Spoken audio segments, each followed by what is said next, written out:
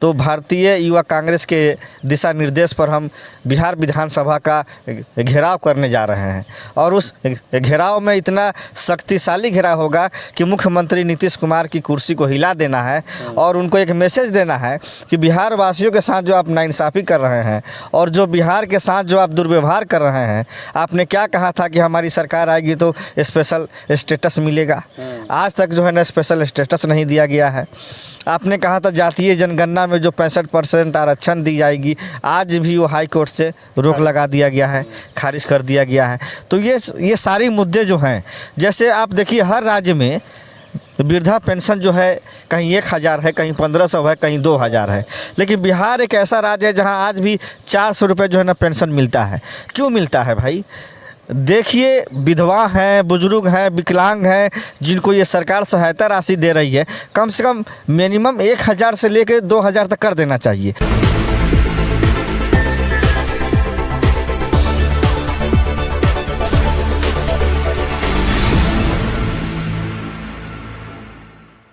नवजागरण live में आपका स्वागत है। हमारे साथ जितेंद्र यादव जी हैं, जो बिहार कांग्रेस यूथ कांग्रेस में इनको दोबारा से महासचिव बनाया गया है। सबसे पहले तो बधाई आपको। बहुत बहुत धन्यवाद सर, आपको भी और आपके जितने भी दर्शक हैं सबको बहुत बहुत बधाई। तो क्या कहना चाहेंगे, दोबारा महासचिव बनाया गया है, बिहार की जो राजनीति है वो काफ़ी रोज़ एक नया रूप करवट ले रही है।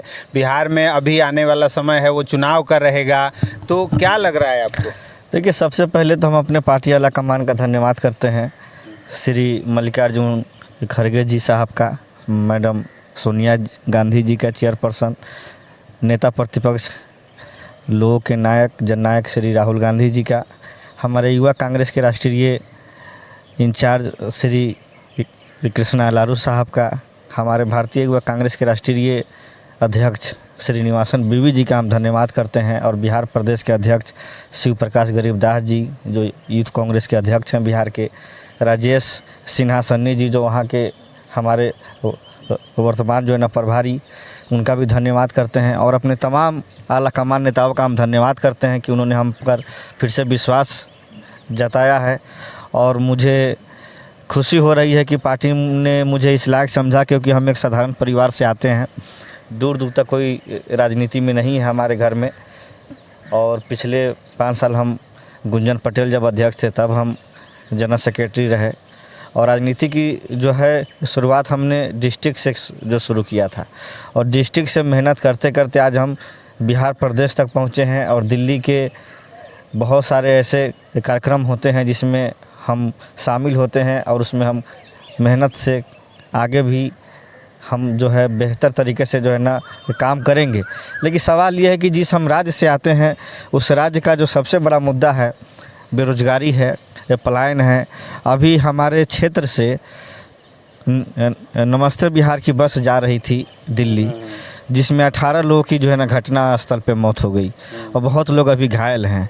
तो हम बिहार सरकार से मांग करते हैं माननीय मुख्यमंत्री जी से कि उन जिनके घरों में दुखद घटना घटी है उनके घर वालों को उचित जो है मुआवजा मिलना चाहिए। और कुछ सरकार को इस तरह से काम करना होगा जो लोग बाहर जाते जो है ना पलायन करने, वो ना जाएं।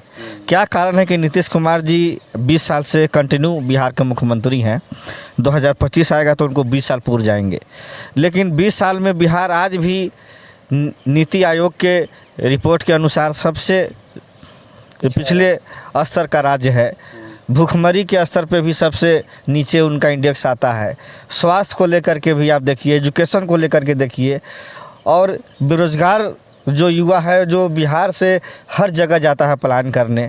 तो हम सरकार से मजबूती के साथ हमारी ये लड़ाई रहेगी और आने वाले समय में जब विधानसभा का सत्र चालू होगा तो भारतीय युवा कांग्रेस के दिशा निर्देश पर हम बिहार विधानसभा का घेराव करने जा रहे हैं और उस घेराव में इतना शक्तिशाली घेराव होगा कि मुख्यमंत्री नीतीश कुमार की कुर्सी को हिला देना है और उनको एक मैसेज देना है कि बिहार वासियों के साथ जो आप नाइंसाफ़ी कर रहे हैं और जो बिहार के साथ जो आप दुर्व्यवहार कर रहे हैं, आपने क्या कहा था कि हमारी सरकार आएगी तो स्पेशल स्टेटस मिलेगा।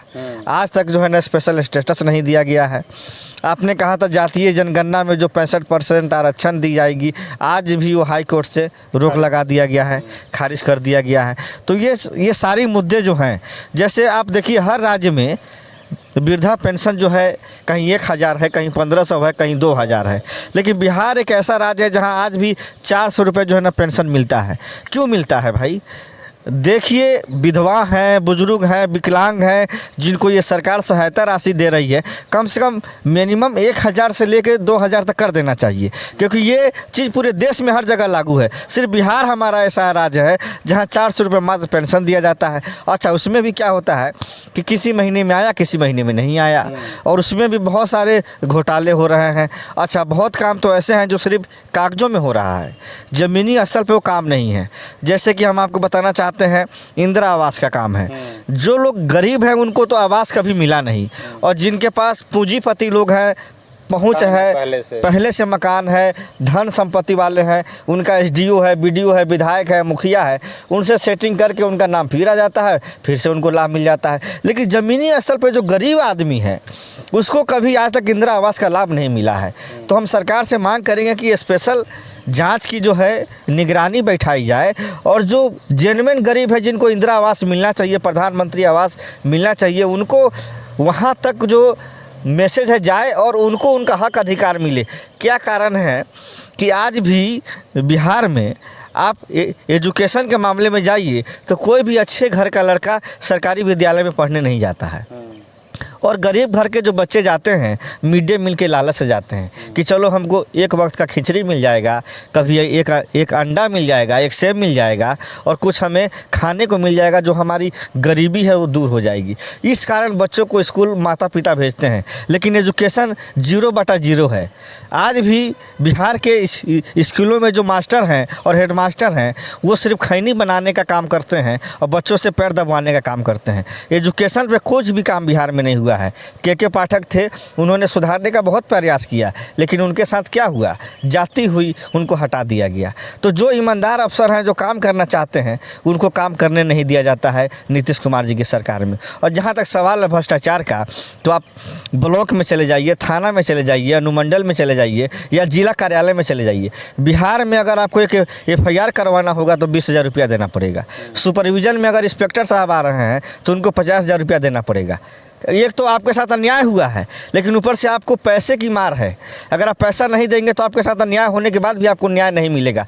बिहार जो है, नीति आयोग के रिपोर्ट के अनुसार बिहार की न्यायपालिका से लेके कानूनी जो तंत्र है उसमें इतना भ्रष्टाचार है कि जैसे कोर्ट में अगर एक तारीख लेना हो तो जो उसका PP होता है, जो पेशकार होता है, वो आपसे 100 रुपया लेता है तो 1 महीने का डेट देता है।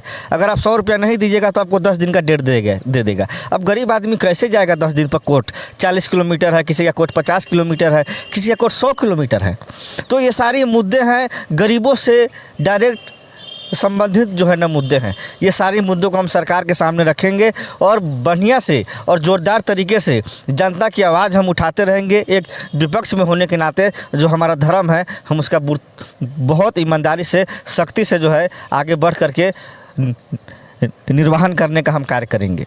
चलिए, तो हम उम्मीद करते हैं कि आपका जो दूसरा कार्यकाल है इसमें आप जनता से जुड़े जो मुद्दे हैं उनको उठाने अपने ज़ोरदार तरीके से उठाएंगे और उठा के सरकार को मजबूर करेंगे कि सरकार उन मुद्दों को हल करे और उन समस्याओं से निजात दिलाए। बहुत बहुत धन्यवाद। बहुत बहुत धन्यवाद आपको।